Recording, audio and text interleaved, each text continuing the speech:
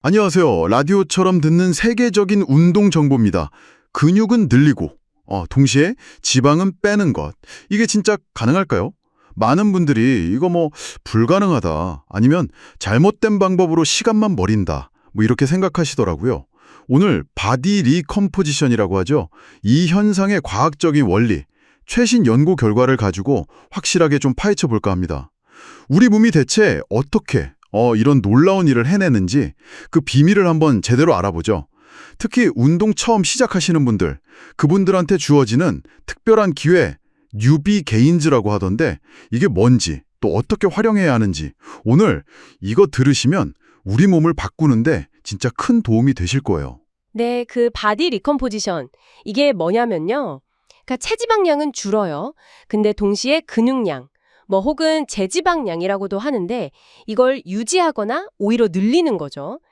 재밌는 건 이 과정에서 체중은 거의 변화가 없거나 아니면 살짝 늘 수도 있다는 거예요. 아시겠지만 근육이 지방보다 밀도가 높으니까요. 아, 그렇죠. 밀도 차이. 네. 그래서 중요한 건 체중계 숫자가 아니라 진짜 우리 몸의 구성, 그 자체가 건강하게 바뀌고 있느냐. 이게 핵심인 거죠. 근데요, 보통 상식적으로는 근육 만들려면 칼로리가 좀 남아야 하고 반대로 지방 빼려면 부족해야 한다. 이렇게 알고 있잖아요. 이게 딱 들으면 완전 반대 상황 같은데, 이게 어떻게 같이 일어날 수 있는 거죠? 네, 맞아요. 바로 그 지점 때문에 약간 역설처럼 느껴지시는 거죠. 근데 우리 몸이 생각보다 에너지를 굉장히 효율적으로 재분배하는 능력이 있습니다. 제일 중요한 건 충분한 단백질 섭취, 그리고 꾸준한 저항 운동. 이 두 가지예요. 이 조건만 잘 맞춰주면 우리 몸은 이미 저장해둔 체지방 있잖아요. 그걸 에너지원으로 끌어다 쓰면서 동시에 근육 단백질 합성은 또 촉진시킬 수가 있어요. 아, 몸 안에 있는 지방을 태워서 그걸로 근육을 만든다. 이런 거네요. 그렇죠. 네. 몸 안에서 자체적으로 에너지 발전소를 돌리는 셈이죠. 와, 신기하네요. 그럼 특히 운동 처음 시작하는 분들, 초보자들이 이 효과를 제대로 볼 수 있다는 뉴비 게인즈. 이건 뭔가요? 진짜 무슨 특별 혜택 같은 건가요? 네, 맞습니다. 그야말로 초보자 버프라고 할 수 있죠. 운동 초보자는 여러 면에서 바디 리컴포지션에 유리한 조건을 갖추고 있어요. 첫째로 훈련 경험이 없던 근육은 새로운 자극에 엄청 민감해요. 그래서 근육 성장 속도가 어마어마하게 빠릅니다. 아, 네네. 둘째는 운동하고 나서 근육 단백질 합성, 그러니까 MPS라고 하는 거, 그 증가율 자체가 높고 또 더 오래 지속되는 경향이 있고요. 셋째는 근육 성장에 좋은 호르몬들 있잖아요. 테스토스테론이나 성장 호르몬 같은 거, 이런 반응도 초보자 때 더 활발할 수 있고요. 호르몬까지요? 네, 그리고 마지막으로는 아직 자신의 어떤 유전적인 성장 한계치까지 갈 길이 머니까 그만큼 성장 잠재력이 많이 남아 있다는 거죠. 보통 이 뉴비 게인즈 기간은 운동 시작하고 나서 대략 한 6개월에서 길게는 1년 정도 이렇게 봅니다. 이야, 진짜 놓치면 너무 아까운 기간이네요. 그럼 이런 초보자 말고 또 어떤 사람들이 이 바디 리컴포지션을 좀 더 쉽게 경험할 수 있을까요? 일단 체지방이 좀 많은 분들, 과체중이나 비만인 분들이 상대적으로 유리해요. 아, 왜 그렇죠? 몸에 저장된 에너지, 그러니까 체지방이 이미 풍부하잖아요. 그래서 칼로리 섭취를 약간 줄이더라도 근육 만드는 데 필요한 에너지를 그 체지방에서 끌어오기가 더 쉬운 거죠. 또 다른 경우는 운동을 꽤 오래 쉬었다가 다시 시작하는 분들, 디트레인이라고 하죠. 아, 네. 운동 쉬었다가 다시 하는 분들. 네, 이런 분들은 그 근육 기억, 머슬 메모리 효과 덕분에 예전 근육 수준으로 비교적 빨리 돌아가면서 동시에 체지방 감량도 같이 이룰 가능성이 있습니다. 흥미롭네요, 진짜. 이게 근데 그냥 카더라가 아니라 과학적인 연구로도 증명이 된 이야기인가요? 그럼요. 당연하죠. 많은 연구에서 이 바디 리컴포지션 현상이 실제로 관찰됐어요.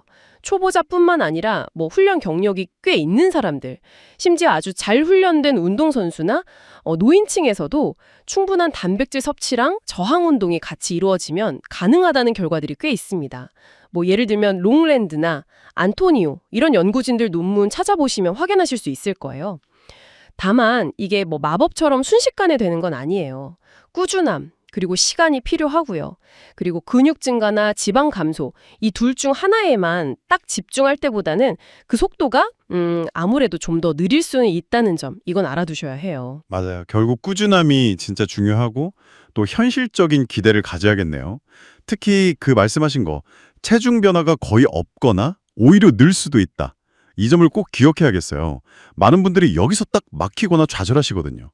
운동하는데 왜 살이 안 빠지지? 하면서요. 정확합니다. 근육 밀도가 지방보다 높으니까 지방이 줄고 근육이 늘면 체중 자체는 그대로거나 살짝 늘 수 있어요. 이게 실패가 아니라 어쩌면 성공적인 바디 리컴포지션이 일어나고 있다는 신호일 수 있다는 거죠. 그렇죠. 성공 신호. 네. 그러니까 체중계 숫자 하나에 너무 좌우되지 마시고 차라리 줄자로 허리둘레 같은 신체 사이즈 변화를 재보거나 아니면 눈바디라고 하잖아요. 주기적으로 사진 찍어서 비교해보거나 또 내가 드는 무게나 횟수 같은 운동 수행 능력이 늘고 있는지 옷 입었을 때 핏이 좀 달라졌는지 이런 여러 각도에서 변화를 보는 게 훨씬 현명한 판단 방법입니다. 네. 그리고 이 바디 리컴포지션이라는 건 우리 몸이 얼마나 놀랍게 환경에 적응하는지를 보여주는 증거 같아요. 단순히 뭐 살 빼기 살찌우기 이런 이분법적인 생각에서 좀 벗어나서 우리 몸의 구성 자체를 좀 더 건강하게 바꾸는 데 집중해 보는 거. 이게 중요하지 않을까 싶네요.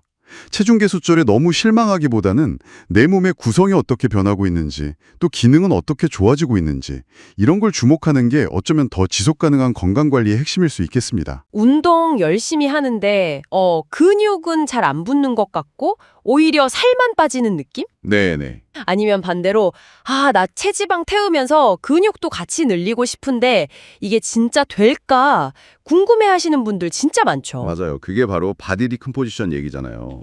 이게 목표는 분명한데 성공하기가 생각보다 쉽지 않죠. 그러니까요. 결국에는 이게 에너지 균형, 그러니까 이제 칼로리 섭취를 어떻게 조절하냐 여기에 달린 문제 같아요. 정확합니다.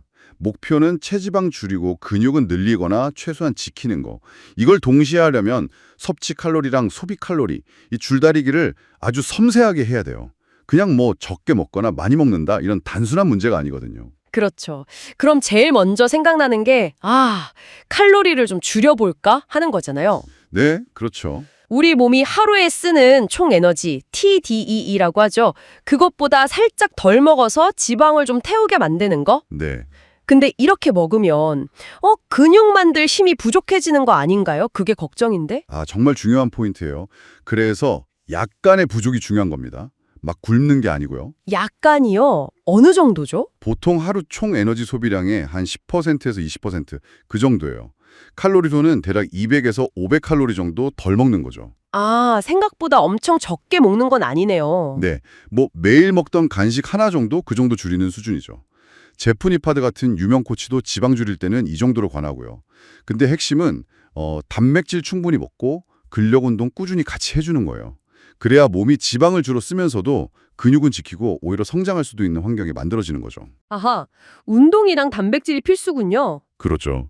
근데 여기서 조심할 게 너무 급하게 하루에 막 500칼로리 넘게 확 줄여버리면 이건 에릭 햄스 박사 같은 전문가들도 지적하는데 근육 성장은 거의 불가능해져요. 그러니까 지속 가능한 적당한 선을 지키는 게 생명이죠. 너무 욕심내서 확 줄이면 오히려 망하는 거군요. 그럼 칼로리 줄이는 게 좀 부담스럽거나 아니면 이미 체지방이 그렇게 많지 않아서 근육 키우는데 더 집중하고 싶다. 이런 분들은 어떡하죠? 그럴 때는 유지 칼로리 전략이 괜찮은 대안이 될 수 있어요. 유지 칼로리요? 네. 하루에 쓰는 만큼 딱 맞춰 먹는 거예요. 체중은 그대로 유지하면서요. 그럼 변화가 없는 거 아닌가요? 당장은 체중 변화가 크지 않을 수 있죠. 근데 칼로리 부족 스트레스 없이 운동 강도 높이고 단백질 공급 잘 해주면요. 몸 안에서는 계속 변화가 일어나요. 점진적으로 지방을 에너지로 쓰고 근육을 만드는 쪽으로요. 특히 막 칼로리 개선하고 제한하는 거 너무 힘들다. 이런 분들한테는 심리적으로도 편할 수 있고요. 오, 칼로리 안 줄여도 몸이 변할 수 있다니 좀 신기한데요. 그럼 반대로 진짜 마른 분들 있잖아요. 근육 빨리 키우고 싶은 분들. 이런 분들은 좀 더 먹어야 할 것 같은데? 네. 그런 경우에는 약간의 칼로리 잉여를 조심스럽게 생각해 볼 수 있어요. 잉여면 더 먹는 거네요. 맞아요. 이건 사실 벌크업, 그러니까 몸집 키우는 전략에 더 가깝긴 한데요. 근육 증가가 정말 최우선 목표인 마른 초보자분들한테는 효과적일 수 있거든요. 얼마나 더 먹어야 하는데요? 예를 들면 운동하는 날에만 평소보다 한 200에서 300칼로리 정도 더 먹는 거죠. TD 대비 한 5%에서 15% 정도. 제프니파드는 마른 초보자한테 5%에서 많게는 25%까지도 잉여를 권하고요. 에릭 햄스 박사는 한 달에 체중 2% 증가 목표로 하루에 400에서 500칼로리 정도 더 먹는 걸 제안하기도 해요. 와, 생각보다 꽤 많이 먹는데요. 근데 이렇게 먹으면 지방도 같이 늘지 않나요? 우리는 근육만 딱 늘리고 싶은데. 정확해요. 그래서 이 전략은 좀 주의가 필요해요. 체지방 드는 걸 최소화하도록 관리를 잘해야 하고요. 보통 그래서 린 매스업이라고 하죠. 지방은 최대한 억제하면서 근육 위주로 늘릴 때 조심스럽게 쓰는 방법이에요. 흔히 말하는 하드게이너, 살이랑 근육 잘 안 찌는 분들이 근육을 좀 극대화하고 싶을 때 고려해 볼 만한 거죠. 근데 바디 리컴포지션, 그러니까 지방 빼면서 근육 늘리는 거랑은 조금 까다로운 접근일 수 있어요. 그렇군요. 그러면 매일 똑같이 먹는 게 아니라 어떤 날은 좀 더 먹고 다른 날은 좀 덜 먹고 이렇게 조절하는 방법도 있을까요? 오, 아주 좋은 질문이에요. 그게 바로 칼로리 사이클링이란 전략인데요. 칼로리 사이클링? 네, 말 그대로 칼로리를 주기적으로 조절하는 거예요. 요일별로, 특히 그날 운동 강도에 따라서요. 운동하는 날이랑 쉬는 날 다르게 먹는 거군요. 그렇죠. 예를 들어서 힘든 근력 운동하는 날은 유지 칼로리나 약간 더 먹어서 한 5에서 15% 추가, 운동 잘하고 회복도 잘 되게 돕고요. 반대로 쉬는 날이나 가벼운 유산소만 하는 날은 약간 덜 먹어서 한 5에서 10% 감소, 지방 연소를 좀 더 유도하는 거죠. 오, 되게 계획적인 방법이네요. 네, 좀 더 계획적으로 식단 관리하고 싶거나 운동 효과랑 회복, 지방 감소 사이에서 딱 균형을 잡고 싶은 분들한테 맞을 수 있어요. 와, 진짜 전략이 다양하네요. 어떤 방법을 쓰든 결국 중요한 건 꾸준히 지켜보는 거겠죠? 내 몸이 어떻게 변하는지? 맞습니다. 그게 제일 중요해요. 그냥 체중계 숫자만 보고 일희일비하면 안 되고요. 맞아요. 맨날 체중계 숫자만 보게 되는데. 그렇죠. 체중은 주간 평균 변화를 보는 게 좋고요. 줄자로 허리둘레 같은 거 재보고 또 운동할 때 무게가 좀 늘고 있는지, 근력이 세지고 있는지, 거울 보면서 몸매 변화 체크하는 거 눈바디라고 하죠. 옷 입었을 때 느낌 같은 거. 이런 걸 다 종합적으로 봐야 해요. 다각도로 봐야 하는군요. 네. 그래서 몇 주 봤는데 별 변화가 없다. 그러면 칼로리를 하루에 한 100에서 200 정도 살짝 조절해 볼 수 있고요. 반대로 운동이 너무 힘들거나 회복이 더디다 싶으면 내가 너무 적게 먹나? 하고 점검해 봐야죠. 시작할 때 체지방률도 좀 중요하겠네요, 아무래도. 살이 좀 있는 편이면 칼로리 줄여도 몸에 쓸 에너지가 많으니까 근육 만들기에 좀 더 유리할 수 있겠어요. 오, 맞아요. 정확해요. 상대적으로 체지방이 좀 높은 분들은 약간 칼로리를 줄여도 몸에 저장된 지방을 에너지로 더 잘 끌어다 쓸 수 있거든요. 그래서 초반에 리컴포지션 효과를 좀 더 보기 쉬운 경향이 있어요. 반대로 이미 좀 마른 분들은 칼로리 부족폭을 아주 작게 가져가거나 아니면 아까 말한 유지 칼로리나 칼로리 사이클링이 더 안정적일 수 있고요. 결국 제일 중요한 건 뭐니 해도 지속 가능성이에요. 아무리 이론적으로 완벽한 계획이라도 내가 꾸준히 할 수 없으면 아무 소용없잖아요. 그렇죠. 작심삼일이면 끝이니까. 네, 그러니까 우리 몸이 보내는 신호, 그 반응을 잘 살피면서 나한테 가장 잘 맞고 꾸준히 할 수 있는 나만의 방식을 찾아가는 그 과정 자체가 어쩌면 바디 리컴포지션의 또 다른 핵심일지도 몰라요. 혹시 열심히 운동하는데 체지방만 좀 빠지고 근육은 영, 안 붙는 것 같다 이런 생각 해보셨어요? 네. 정말 많이들 그러시죠. 아니면 식단만 그냥 혹독하게 조절해선 탄탄한 몸 만들기가 참 어렵다고 느끼시거나요? 맞아요. 그게 사실 체지방 줄이면서 근육량 늘리는 거, 바디 리컴포지션이라고 하잖아요. 네. 그거 성공하려면 근력 운동이 진짜 필수거든요. 단순히 살 빼는 걸 넘어서 왜 이 근력 운동이 꼭 필요한 건지 오늘 좀 제대로 파헤쳐보죠. 네. 많은 분들이 칼로리 조절, 그러니까 식단에만 너무 집중하는 경향이 있어요. 근데 이건 딱 절반만 보는 거예요. 절반이요? 네. 우리 몸에 야, 근육 만들어. 그리고 지켜. 이런 강력한 신호를 안 보내면요. 아무리 좋은 연료, 그러니까 영양을 넣어도 엔진이 제대로 안 돌아요. 근육 합성 시스템 말이죠. 아하, 그 엔진 비유가 확 와닿네요. 그쵸. 근력 운동이 바로 그 엔진을 돌리는 스위치, 가장 확실한 스위치인 셈이에요. 그러면 그 엔진을 돌린다는 게 구체적으로는 어떤 원리인가요? 근육에 적절한 부하를 주는 거죠. 운동으로요. 그럼 근육에 미세한 손상이 생기는데 우리 몸이 이걸 회복하면서 전보다 더 강하고 크게 만드는 거예요. 이게 바로 근단백질 합성 촉진이고요. 아하, 그럼 칼로리를 좀 적게 먹는 그런 다이어트 상황에서도 근력 운동을 하면 근육 손실을 막아주는 그런 신호가 된다는 말씀이시군요. 정확합니다. 칼로리 부족 상태선 우리 몸이 에너지를 아끼려고 해요. 그래서 근육을 분해하기가 쉽거든요. 네, 그렇죠. 근데 근력 운동은 야, 이 근육 계속 써야 돼. 분해하지 마. 이런 뭐랄까 생존 신호를 보내는 거예요. 생존 신호요? 네, 전문 용어로는 아나볼릭 신호, 동화작용 신호라고 하죠. 이게 없으면 다이어트 하다가 근손실 피하기 어렵고 결국 기초대사량 떨어지고 요요 오고 이렇게 되기 쉬워요. 그렇군요. 아, 중요하네요. 그럼 이제 막 시작하려는 분들은 어떤 운동부터 하는 게 좋을까요? 헬스장 가면 기구가 엄청 많잖아요. 여러 근육을 한 번에 같이 쓰는 거, 복합 관절 운동이라고 하죠. 그게 핵심입니다. 복합 관절 운동이요? 예를 들면 어떤? 네, 스쿼트, 데드리프트, 벤치프레스, 로우 같은 거요. 이런 운동들이 시간 효율도 좋고 칼로리 소모도 크고 또 전신 근력 발달이나 성장 호르몬 분비에도 훨씬 유리해요. 아, 기구 운동보다 그런 게 더 좋군요. 네, 처음엔 조금 어렵게 느껴질 수 있어도 협응력이나 안정근 발달을 위해서는 프리웨이트 중심으로 하는 게 장기적으로는 더 좋습니다. 듣고 보니 정말 일리가 있네요. 그런데 운동하다 보면 누구나 정체기가 오잖아요. 무게나 횟수를 계속 늘려야 한다. 뭐 이런 점진적 과부하 원칙. 이게 정말 그렇게 중요한 건가요? 네, 이게 근성장의 거의 알파자 오메가라고 할 수 있어요. 아, 그렇게나요? 네, 근육은 익숙한 자극에는 더 이상 성장하려고 하질 않아요. 계속해서 조금이라도 더 강한 자극, 그러니까 과부하를 줘야만 성장하는 거죠. 아, 그럼 무게를 늘리는 것만 과부한가요? 아니요. 같은 횟수로 무게를 늘리는 것도 과부하고 같은 무게로 횟수나 세트 수를 늘리는 거, 심지어 세트 사이 쉬는 시간을 줄이거나 자세를 더 완벽하게 다듬는 것까지도 다 점진적 과부하에 해당돼요. 오, 생각보다 다양하네요. 그렇죠. 그래서 꾸준히 기록하면서 점진적으로 도전하는 게 중요합니다. 알겠습니다. 그럼 얼마나 자주 또 얼마나 무겁게 해야 최적의 신호를 보낼 수 있을까요? 뭐 매일 해야 하나요? 아니요. 매일보다는 적절한 휴식이 꼭 필요합니다. 근육은 쉴 때 성장하거든요. 아, 운동할 때 크는 게 아니군요. 네, 회복할 때 크는 거죠. 그래서 초보자는 보통 주 2회에서 4회 정도가 일반적이에요. 미국 스포츠의학회 같은 곳에서도 주 2, 3회를 관장하고요. 주 2, 4회? 네, 처음엔 전신 운동으로 각 부위를 좀 자주 자극하면서 자세를 익히고 점차 익숙해지면 분할 운동으로 넘어가는 게 좋습니다. 강도는 어느 정도로 해야 할까요? 세트당 한 6회에서 12회 반복 가능한 무게로요. 운동 자각도 RPM이라고 하죠. 그걸로 7점에서 9점 정도.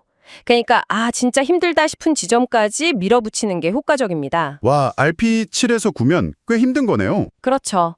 물론 처음에는 완벽한 자세가 무조건 우선입니다. 자세 무너지면서 하면 안 돼요. 그 실패 지점까지 꼭 가야 한다는 말도 있던데 초보자도 그래야 하나요? 실패 지점에 가깝게 가는 게 근성장 신호를 강하게 보내는데 유리한 건 맞아요. 근데 초보 단계에서는 막 무리하게 실패 지점까지 가려고 하기보다는 정확한 자세를 유지하면서 한두 개 정도 반복을 남겨두는 편이 부상 위험도 줄이고 또 꾸준히 지속하는 데는 더 도움이 될 수 있습니다. 아, 그렇군요. 너무 무리할 필요는 없겠네요. 네, 중요한 건 몇 세트 집중해서 힘들다 이걸 느끼면서 수행하는 경험이에요. 그럼 유산소 운동은요?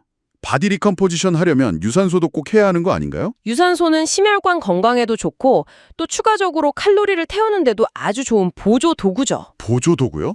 주력은 아니고요? 네, 근성장의 주된 동력은 아니에요. 빠르게 걷기 같은 저강도 유산소 있잖아요. 그런 걸 주 2, 3회 하거나 아니면 인터벌 트레이닝, HIIT를 짧게 활용할 수도 있고요. 아, 다만 근력 운동의 어떤 수행 능력을 떨어뜨리지 않으려면 유산소는 근력 운동 후에 하거나 아예 다른 날 하는 것이 더 좋습니다. 순서가 중요하군요. 네, 특히 근성장을 목표로 하는 부위 운동 직후에 너무 길게 유산소를 하면 근성장 신호를 좀 방해할 수 있다는 연구들도 있으니 참고하시는 게 좋고요. 아, 네, 알겠습니다. 결국 핵심은 균형이에요. 식단 조절만으로는 근육을 지키면서 체지방 빼는 데는 한계가 정말 명확합니다. 근육량이 줄면 기초대사량이 낮아지고 그럼 결국 살이 더 쉽게 찌는 체질이 될 수도 있고요. 네. 그러니까 근력 운동이라는 강력한 근육 유지하고 성장시켜 이 신호를 꾸준히 보내면서 동시에 충분한 단백질과 영양소를 공급하는 것. 이 두 가지가 딱 만날 때 가장 성공적인 바디 리컴포지션이 가능해지는 거죠. 정리를 좀 해보면 결국 탄탄한 몸을 만들려면 단순히 덜 먹는 것만으로는 부족하다. 근력 운동을 통해서 우리 몸의 근육 생성 엔진을 계속 돌려줘야 한다. 이거네요. 그렇죠. 그리고 시작은 스쿼트나 데드리프트 같은 복합 관절 운동 중심으로 하고 점진적으로 부하를 늘리고 주 2, 4회 꾸준히 꽤 힘들다고 느낄 정도로 운동하는 게 중요하겠고요. 맞습니다. 칼로리 제한만 신경 쓴 다이어트는 어쩌면 우리 몸의 소중한 엔진, 즉 근육을 서서히 꺼뜨리는 길일 수도 있어요. 아, 엔진을 꺼뜨린다. 네, 정말 건강하고 활력 넘치는 몸을 원한다면 이제 근력 운동은 더 이상 선택이 아니라 필수라는 점을 꼭 기억하셔야 합니다. 혹시 지금 우리가 하고 있는 다이어트 방식이 장기적으로 우리 몸의 엔진 효율을 떨어뜨리고 있지는 않은지 한 번쯤 생각해 볼 필요가 있겠습니다. 열심히 운동하는데 근육은 그대로, 체지방도 그대로인 것 같다고요? 혹시 단백질 좀 신경 써서 드시고 계신가요? 이게 몸의 구성을 바꾸는 그 바디 리컴포지션에서 진짜 중요한 게 바로 단백질 활용법이거든요. 맞습니다. 그냥 닭가슴살 많이 먹는다 이걸로 끝나는 게 아니죠. 근육 성장은 촉진하면서 동시에 체지방 태우는 걸 돕는 이 단백질 역할을 제대로 아는 게 중요해요. 우선 운동하고 나서 근육이 어떻게 크는지 그것부터 볼까요? 아, 근육 단백질 합성, MPS 말씀이시죠?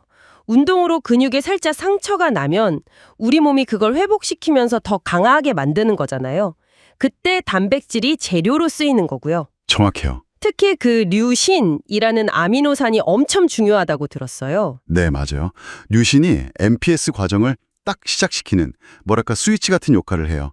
류신이 충분히 들어와야 근육 합성 공장이 제대로 돌아가기 시작하는 거죠. 아하. 그래서 단백질 총량도 중요하지만 매 끼니마다 류신이 풍부한 그런 고품질 단백질을 챙겨 먹는 게 효과적이에요. 그렇군요. 아, 그래서 단백질 종류도 따져봐야 하는 거네요. 근데 또 단백질이 포만감을 높여서 다이어트에도 좋다는 거. 이거 진짜 흥미로워요. 배고픔을 덜 느끼게 한다니 어떤 원리죠?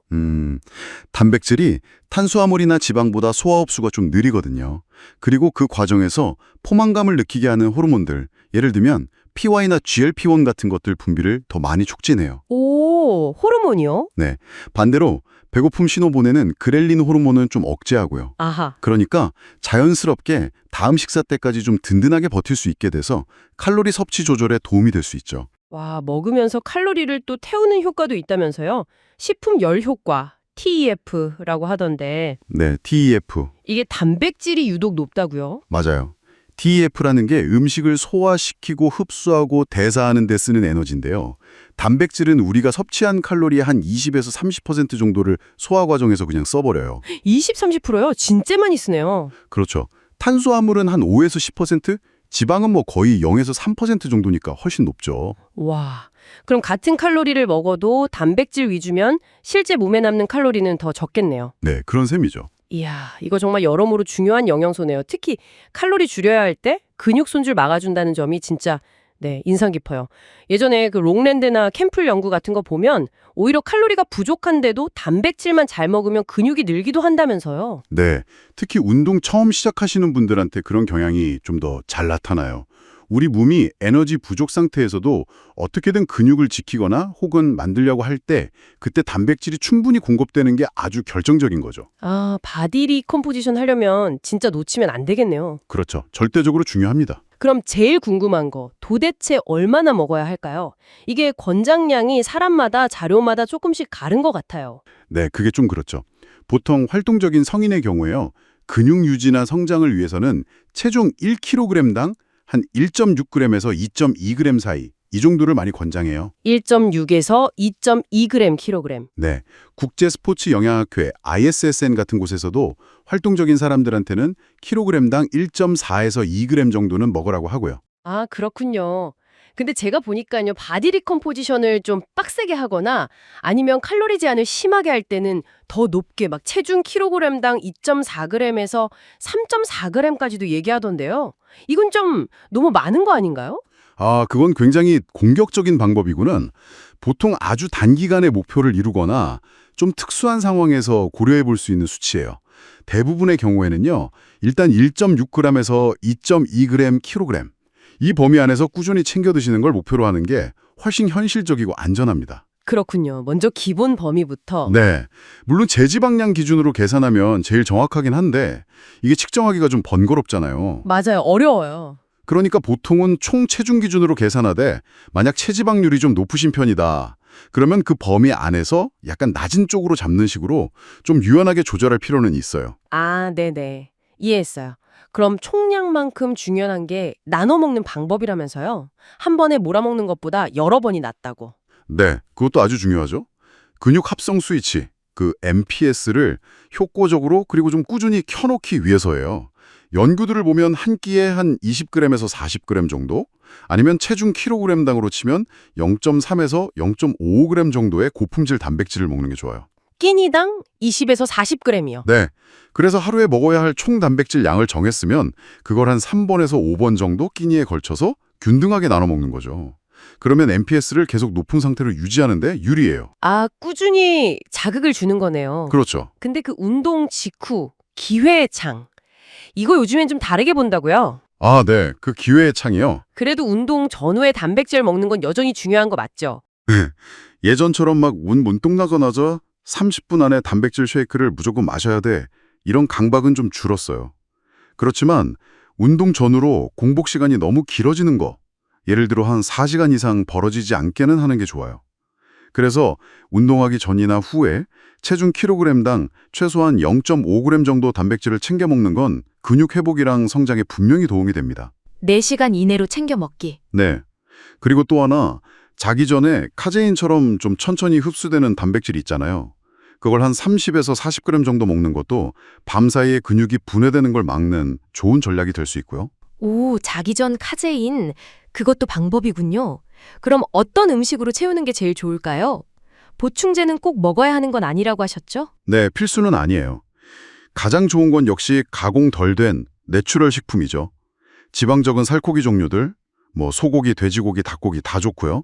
생선, 계란, 그릭 요거트, 코티지 치즈, 두부, 콩 종류들. 이런 게 다 훌륭한 공급원이에요. 아, 역시 자연식품이 최고군요. 네. 특히 동물성 단백질은 필수 아미노선 구성이 좋고 흡수율도 높다는 장점이 있고요. 만약 식물성 위주로 드신다면 콩이나 렌틸콩 같은 콩류랑 곡물, 견과류 이런 것들을 좀 다양하게 조합해서 아미노산을 보완해주는 게 중요해요. 아, 단백질 보완 전략. 그렇죠. 우리 한식 중에서도 찾아보면 괜찮은 메뉴들 꽤 있겠네요. 기름기 적은 부위로 만든 구이나 찜 요리, 네, 좋죠. 순두부찌개나 두부김치도 좋고, 계란찜, 맑은 갈비탕, 아, 닭갈비나 제육볶음도 살코기 위주로 먹고 양념 좀 조절하면 괜찮겠네요. 그렇죠. 살코기 위주면 괜찮아요. 콩국수도 좋고, 된장찌개에 두부 듬뿍 넣어서 먹는 것도 방법이겠고요. 맞아요. 좋은 선택지들이죠. 보충제는 정말 식사로 도저히 못 채우겠다 싶을 때나 아니면 간편하게 먹고 싶을 때, 그럴 때 활용하는 걸로 생각하면 되겠네요. 네, 딱 그 정도가 좋습니다.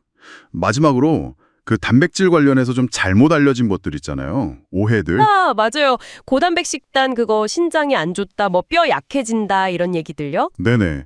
그런 속설들 때문에 단백질 좀 늘려 먹으려다가도 망설이는 분들 계시거든요. 그쵸. 근데 기존에 신장 질환이 없는 건강한 사람이라면요. 고단백 식단이 신장에 해롭다는 과학적인 근거는 사실 부족해요. 오히려 여러 연구에서는 뼈 건강에도 긍정적일 수 있다고 보고 있고요. 오, 오히려요? 네. 그리고 또 중요한 게 단백질 자체가 살을 찌게 하는 게 아니라는 거. 결국은 과도한 총 칼로리 섭취가 문제인 거죠. 아, 총칼로리. 네. 단백질은 오히려 TEF가 높아서 다른 영양소보다 체지방으로 전환될 가능성이 더 낮아요. 그렇군요. 결국 우리 몸을 원하는 방향으로 바꾸려면 이 단백질 섭취는 단순히 양만 채우는 게 아니라 정말 전략적으로 접근해야 하는 거네요. 맞습니다. 언제, 어떻게, 또 무엇으로 채울지 이게 다 중요한 포인트가 되겠어요. 네, 맞아요. 단백질 섭취는 단순히 근육만 키우는 걸 넘어서 우리 몸 전체 에너지 대사나 구성에다 영향을 미치는 아주 중요한 과정이니까요. 어떻게 보면 단백질을 제대로 먹는 습관 자체가 지속 가능한 건강 관리의 시장일 수도 있겠다 싶어요. 운동을 꾸준히 하는데도 몸의 변화가 좀 더딘 것 같아서 답답할 때가 있죠. 네네, 그렇죠. 특히 뭐 체지방 빼면서 근육 늘리려고 하면 이걸 어떻게 먹어야 하나 막막하고요. 정말 많은 분들이 딱 그 지점에서 어려워하세요. 이게 일반적인 가이드라인보다는 진짜 우리 몸에 필요한 칼로리가 얼마고 또 영양소는 어떻게 가져가야 하는지 그걸 아는 게 중요하거든요. 맞아요. 그 개인 맞춤. 오늘은 그럼 그 계산법을 좀 제대로 알아봐야겠네요. 네, 좋습니다. 어디서부터 시작해야 할까요? 뭐 총 칼로리부터인가요? 그렇죠. 핵심은 바로 총 일일 에너지 소비량, TDEE라고 부르는 거요. 이걸 계산하는 것부터 시작해야 합니다. TDEE. 하루 동안 우리 몸이 쓰는 전체 에너지를 말하는 거죠. 네, 맞습니다. 그걸 알아야 뭘 먹고 얼마나 먹을지 계획을 세울 수 있으니까요. 그럼 TDE는 어떻게 계산하나요? 자, 첫 단계는 기초대사량, 그러니까 BMR을 아는 거예요. BMR이요? 네, 우리가 그냥 가만히 숨만 쉬고 있어도 생명을 유지하는 데 필요한 최소한의 에너지라고 보시면 돼요. 생존에 필요한 기본 에너지군요. 맞아요. 이건 뭐 인터넷 찾아보면 미플린 세인트 지어 공식 같은 걸로 계산해주는 계산기들이 꽤 있어요.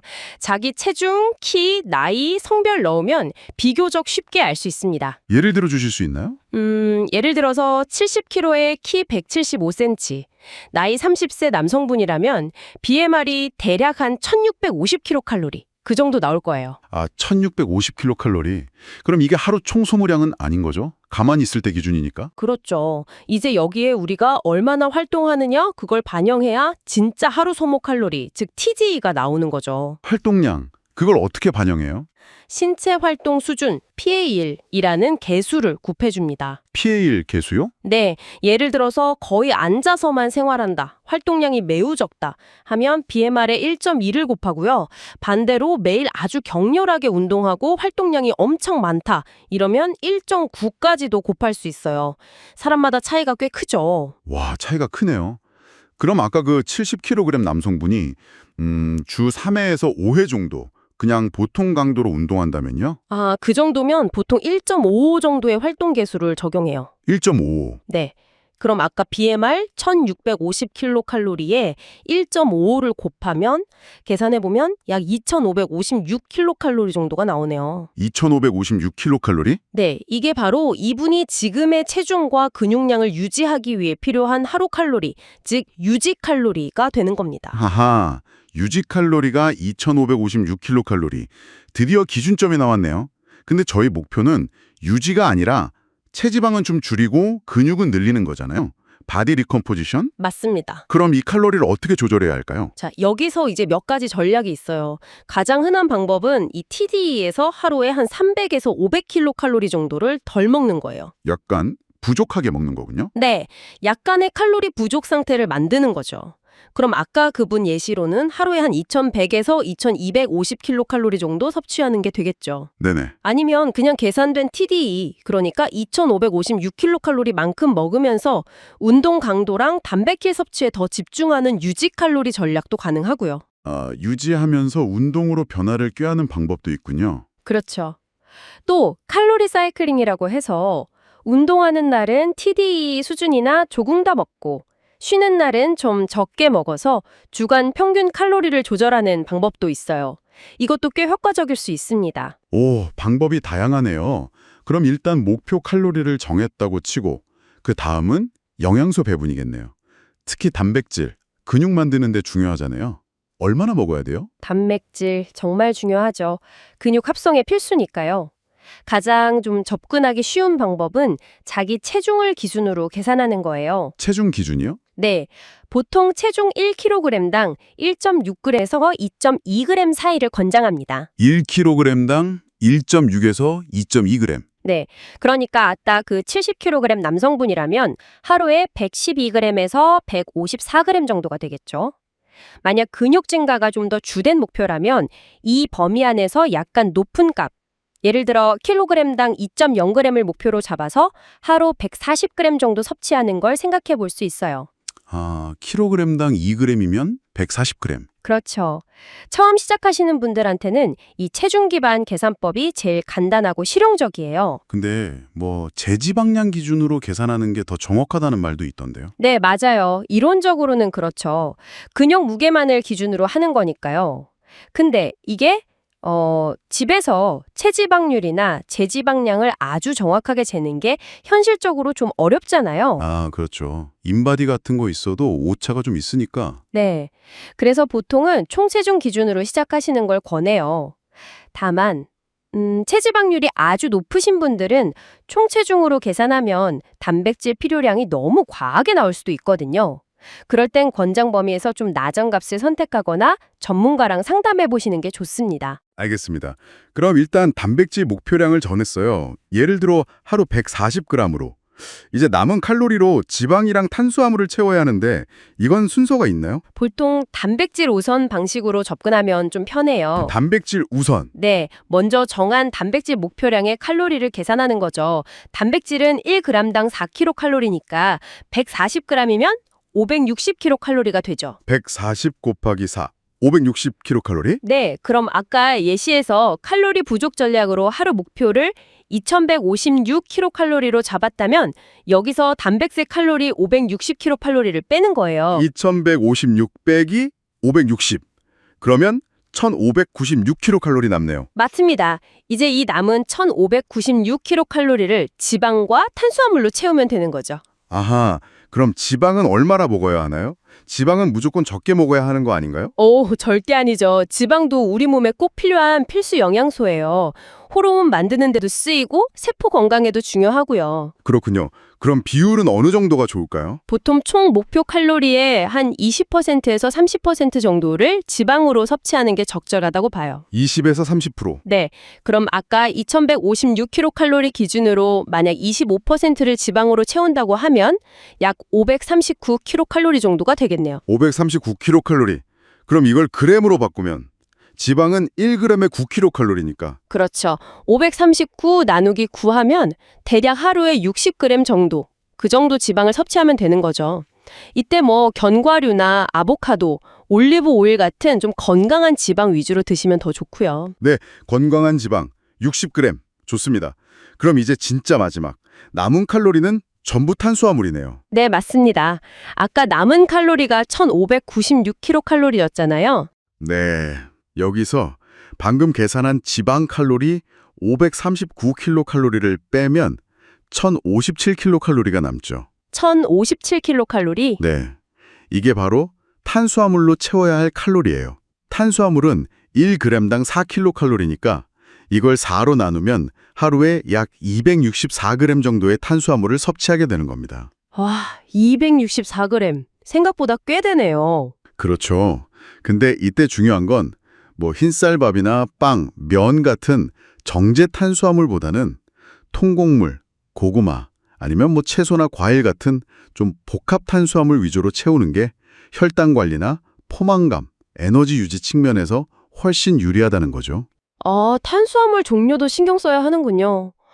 와, 이렇게 계산하니까 진짜 내 몸에 맞는 식단을 구체적으로 딱 계획할 수 있겠네요. 네, 처음에는 이게 숫자가 많아서 좀 복잡해 보일 수도 있어요. 근데 뭐 요즘 식단 기록하는 앱 같은 거 잘 나와 있잖아요. 그런 도구를 좀 활용해서 내가 실제로 뭘 얼마나 먹는지 기록해보고 이 목표치랑 비교하면서 조절해가면 금방 익숙해지실 거예요. 앱 활용. 좋은 팁이네요. 그리고 이 숫자들이 뭐 절대적인 건 아니에요. 사람마다 반응이 다를 수 있으니까 꾸준히 한번 실천해 보면서 우리 몸이 어떻게 변화하는지, 컨디션은 어떤지 잘 살피고 필요하면 조금씩 조절해 나가는 그 과정 자체가 중요합니다. 네. 꾸준한 실천과 관찰, 조절 명심하겠습니다. 여기까지 라디오처럼 듣는 세계적인 운동 정보였습니다. 이 영상이 좋으셨다면 구독과 좋아요 부탁드릴게요. 감사합니다.